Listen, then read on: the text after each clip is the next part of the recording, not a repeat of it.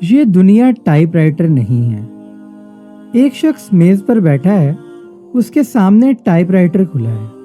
उसके जहन में कुछ ख्यालात आते हैं और वो टाइप राइटर पर कागज लगाता है और जहन के मुताबिक कीबोर्ड पर उंगलियां मारनी शुरू कर देता है।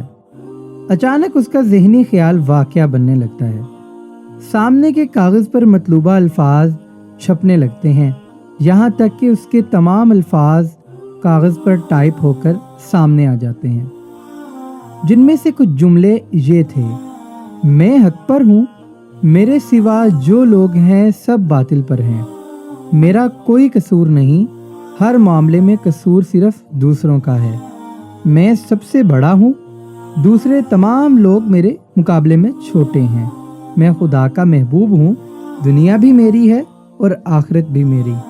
आदमी खुश होता है कि उसने जो कुछ चाहा वो कागज पर मौजूद हो गया, मगर उस आदमी की बदकिस्मती ये है कि वो जिस दुनिया में रहता है वो कोई टाइप राइटर नहीं थी।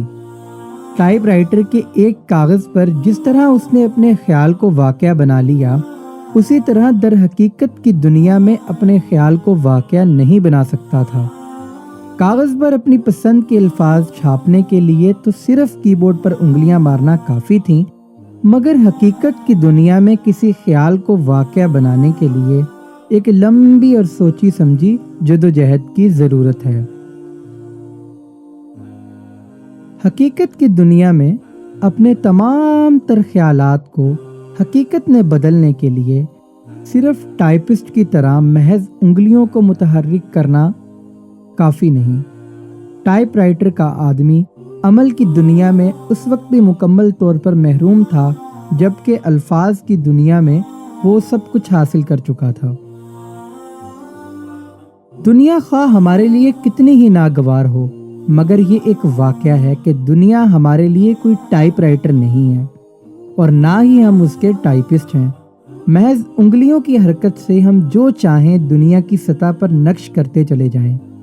ये संगीन हकीकतों की दुनिया है और हकीकतों से ही मुवाफकत करती है।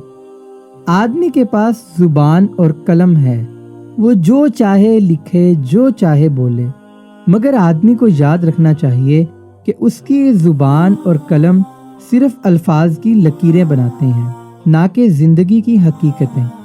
अल्फाज कागज पर निशान बनकर रह जाते हैं, आवाज हवा में लहरें बनकर गुम हो जाती है और बिलाखिर आदमी के पास जो चीज़ बाकी रहती है वो सिर्फ एक झूठा इंतज़ार है। और हकाइक की दुनिया में किसी का झूठा इंतज़ार कभी पूरा नहीं होता।